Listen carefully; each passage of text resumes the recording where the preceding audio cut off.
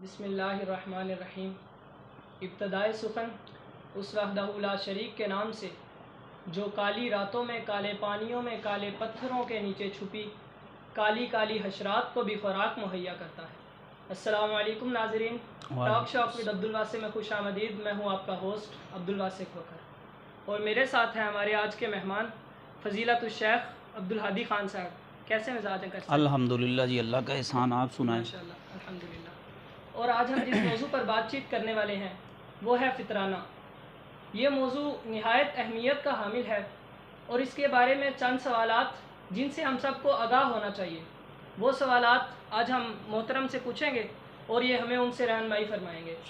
تو شیخ صاحب یہ بتائیے گا کہ فطرانے کی شرعی حیثیت کیا ہے؟ الحمدللہ رب العالمین والصلاة والسلام علی اشرف الانبیاء والمرسلین۔ فطرانہ جو ہے، جس کو صدقۃ الفطر، زکوٰۃ الفطر، زکوٰۃ رمضان اور فطرانہ کہا جاتا ہے، اس کی شرعی حیثیت یہ ہے کہ یہ فرض ہے۔ اس کی فرضیت کے دلائل ہمیں رسول اللہ صلی اللہ علیہ وسلم کی واضح احادیث سے اور اسی طرح امت کے اجماع سے ملتے ہیں۔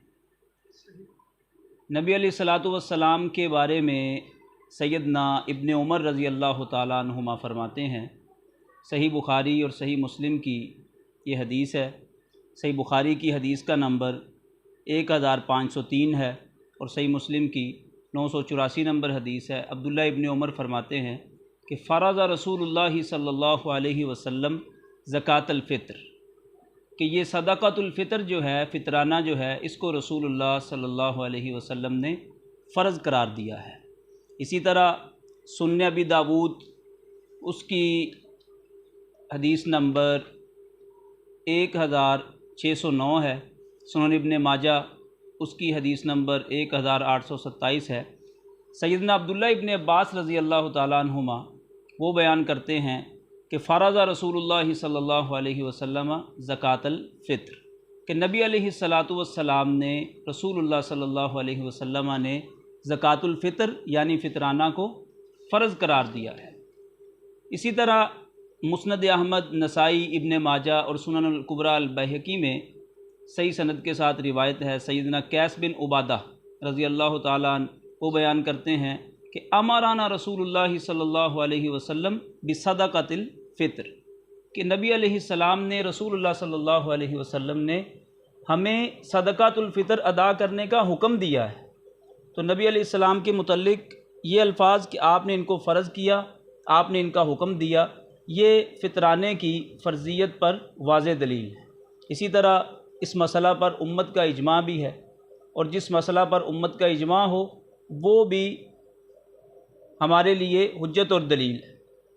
حافظ ابو بکر ابن المنذر النیسابوری، ان کی بڑی مشہور و معروف کتاب الاجماع ہے، جس میں انہوں نے ان مسائل کو نقل کیا جن کے اوپر امت کا اتفاق ہو چکا ہے۔ تو اس کے مسئلہ نمبر 49 کے اندر وہ لکھتے ہیں کہ یہ فطرہ یعنی صدقۃ الفطر، فطرانہ کا جو مسئلہ ہے، اس پر بھی امت کا اجماع ہے کہ اس کی ادائیگی لازم اور فرض ہے۔ تو یہ اس کی شرعی حیثیت ہے۔ تو آگاہ کریے گا، یہ فطرانہ کتنا ادا کرنا چاہیے؟ اگر جنس کی صورت میں ادا کرنا ہے تو کتنا کرنا چاہیے، اور اگر قیمت کی صورت میں ادا کرنا ہے تو کتنا کرنا چاہیے؟ جی، احادیث میں اس کی جو مقدار بتائی گئی ہے وہ 1 صاع ہے، کہ آپ صلی اللہ علیہ وسلم نے کھجور یا جو میں سے 1 صاع جو ادا کرنے کا حکم دیا ہے۔ ابو سعید خدری رضی اللہ تعالیٰ عنہ بھی بیان کرتے ہیں کہ ہم رسول اللہ صلی اللہ علیہ وسلم کے زمانے میں 1 صاع ہی ادا کیا کرتے تھے۔ تو یہ صاع ایک پیمانہ ہے، اس کے اندر 1 صاع میں 4 مد ہوتے ہیں، اور مد جو ہے وہ آپ اگر ایک معتدل آدمی جو معتدل ہاتھوں والا ہو، وہ دونوں ہاتھوں سے لپ بھرتا ہے، تو اس کے اندر جو جنس وغیرہ آتی ہے یہ 1 مد ہے۔ یہ تقریباً آدھا کلو کے قریب بنتا ہے، آدھا کلو سے تھوڑا سا زیادہ۔ تو یہ 4 مد کا 1 صاع ہوتا ہے، ٹھیک ہے۔ تو 1 صاع کا جو وزن ہے ہمارے ہاں اکثر جو مشہور ہے وہ یہ ہے کہ یہ 2.5 کلو کا صاع ہوتا ہے، لیکن اس کا تحقیقی وزن وہ 2100 گرام ہے، 2100 گرام، اور 2 سیر 4 چھٹانک یہ بنتا ہے، ٹھیک ہے۔ تو اس کے اعتبار سے اس کے حساب سے جو جنس ہم استعمال کرتے ہیں، مثلا گندم ہم استعمال کرتے ہیں، تو آپ آٹے کا اندازہ لگا لیجئے کہ 2100 گرام آٹا کتنے کا بنے گا، تو یہ غالباً 135 یا 140 روپے۔ تو آپ مزید احتیاط کرتے ہوئے 150 روپے فی کا فطرانہ ادا کر دیجئے ہر مسلمان کی طرف سے، وہ غلام ہو، آزاد ہو۔ یہ کب فرض ہوا؟ اس کی جو تاریخ فرضیت ہے وہ علماء کرام نے، شارحین نے، مفسرین نے سن 2 ہجری بتائی ہے کہ یہ رمضان المبارک سن 2 ہجری میں فرض ہوا۔ تو بہتر بھی یہی معلوم ہوتی ہے کہ یہ سن 2 ہجری میں ہی فرض ہوا، کیونکہ رمضان المبارک کے جو روزے ہیں وہ بھی سن 2 ہجری میں فرض ہوئے ہیں، ٹھیک ہے۔ تو صدقۃ الفطر کا نبی علیہ السلام نے جو مقصد بیان کیا ہے وہ یہ ہے کہ روزہ دار کو اس کی جو روزہ کے دوران کوتاہیاں وغیرہ ہوئی ہیں ان سے پاک کیا جائے۔ تو جب روزہ ہوگا تو لا محالہ اسی وقت یہ صدقۃ الفطر ہوگا۔ تو روزے رمضان المبارک کے سن 2 ہجری میں فرض ہوئے ہیں، تو صدقۃ الفطر بھی سن 2 ہجری میں فرض ہوا ہے۔ جی صحیح۔ اور اس کی حکمت کیا ہے، اس کی وجہ؟ ہاں، حکمت ابھی میں نے مختصراً آپ کے سامنے بیان کی ہے۔ اس کی حکمت اور اس کا مقصد رسول اللہ صلی اللہ علیہ وسلم کی احادیث کے اندر بیان ہوا ہے۔ ابھی جو میں نے آپ کے سامنے حدیث پڑھی تھی عبداللہ ابن عباس رضی اللہ تعالی عنہما والی، کہ وہ کہتے ہیں کہ رسول اللہ صلی اللہ علیہ وسلم نے زکوٰۃ الفطر کو اس لیے فرض کیا ہے، اس کے 2 مقصد ہیں۔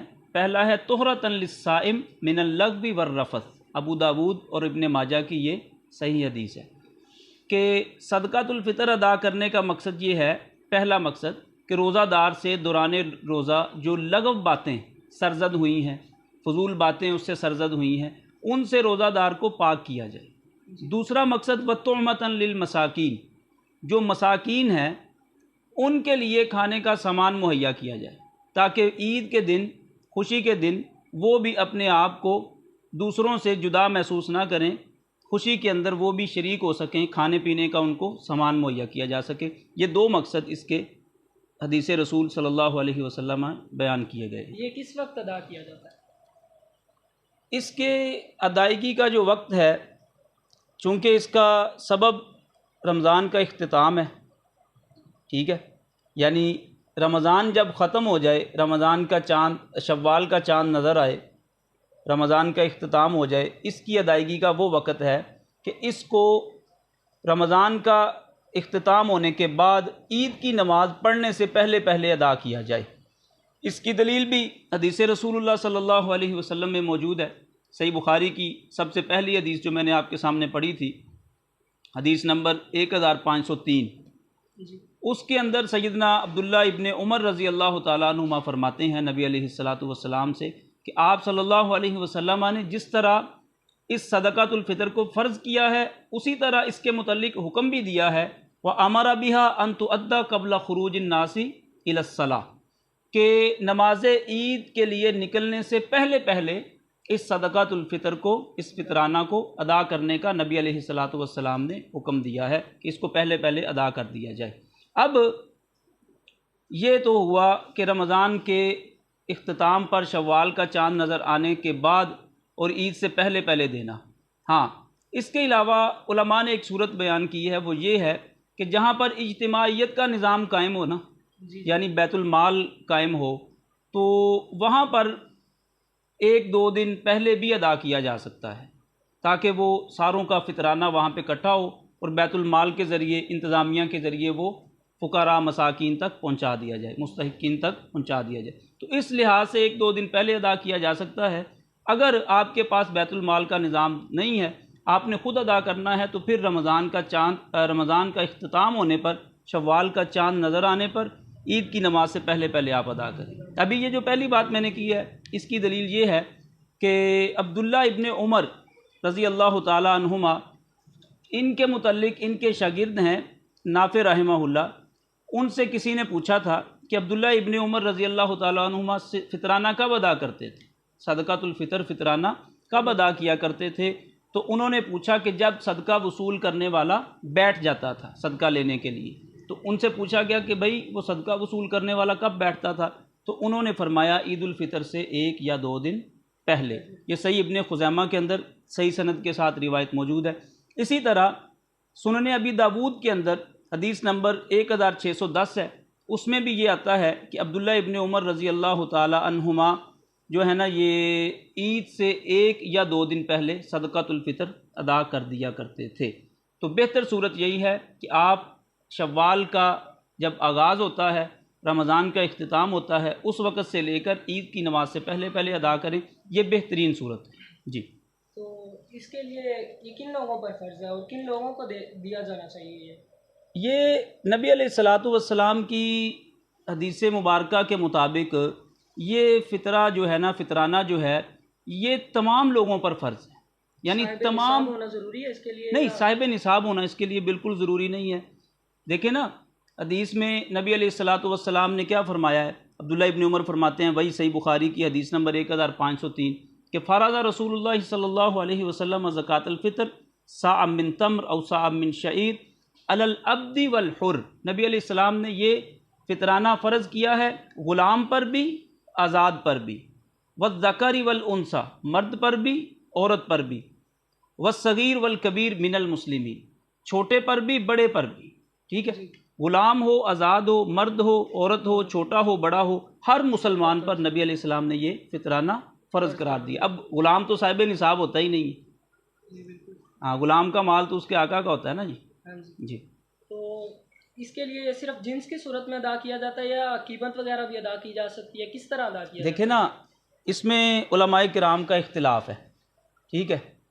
تو نبی علیہ الصلاۃ والسلام کے زمانے میں اور احادیث میں یہی آیا کہ نبی علیہ الصلاۃ والسلام نے جو فرض کیا ہے وہ کیا تھا؟ اس وقت جو جنس کھائی جاتی تھی، صاع من تمر او صاع من شعیر۔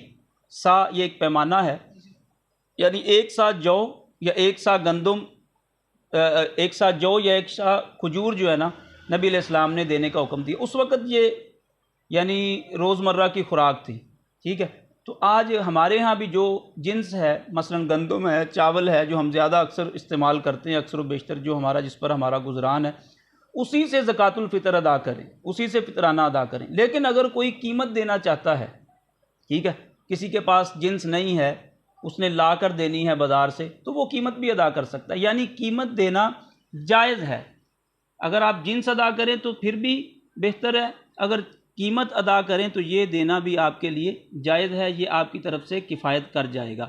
اب قیمت کا جو ہے وہ اس کے جواز پر جو دلیلیں لی جاتی ہیں وہ یہ ہے کہ نبی علیہ الصلاۃ والسلام کے زمانہ میں بارٹر سسٹم تھا، یعنی یہ جو جنس ہیں، اجناس ہیں، گندم، جو وغیرہ، یہ نقدی کے طور پہ بھی استعمال ہوتی تھی، یعنی آپ جو دے کے گندم لے رہے ہیں، گندم دے کے جو لے رہے ہیں، ٹھیک ہے؟ ایک تو یہ دلیل ہے۔ دوسرا یہ ہے کہ ہمارے اسلاف میں سے کچھ لوگ اس بات کے قائل تھے کہ فطرانے کے اندر نقدی بھی دی جا سکتی ہے، قیمت بھی دی جا سکتی ہے، جیسا کہ خلیفہ راشد بنو امیہ کے عظیم سپوت جناب عمر بن عبدالعزیز رحمہ اللہ، ان کا بھی یہ موقف ہے، مصنف ابن ابی شیبہ میں ان کا یہ موقف موجود ہے کہ وہ نقدی دینے کے قائل تھے۔ اسی طرح جرح و تعدیل کے ایک بہت بڑے امام ہیں، امام یحییٰ بن معین رحمۃ اللہ علیہ، ان کا بھی یہ موقف تھا کہ اگر آپ زکوٰۃ رمضان کے اندر چاندی دے دیتے ہیں، چاندی اس وقت کی جو کرنسی تھی نا، یہ درہم کی صورت میں، تو ان کا یہ موقف تھا کہ آپ چاندی بھی ادا کر سکتے ہیں صدقۃ الفطر کے اندر۔ تو یہ ان کا موقف ان کی تاریخ ابن معین کے اندر موجود ہے۔ تو اس کے اندر کوئی حرج نہیں ہے اگر کوئی بندہ کسی وجہ سے، ٹھیک ہے، بہتر تو یہی ہے کہ جنس ادا کی جائے، اگر کوئی بندہ کسی وجہ سے قیمت ادا کرتا ہے تو اس کے اندر تنگی نہیں ہے انشاءاللہ۔ یہ تھی آج ہماری ٹاک شو ود عبدالواسی کی پہلی ایپیسوڈ۔ امید کرتا ہوں آپ نے بہت سی ضروری باتیں سیکھی ہوں گی، تو بہت جلد انشاءاللہ آپ کی خدمت میں حاضر ہوں گا، تو تب تک کے لیے اللہ حافظ۔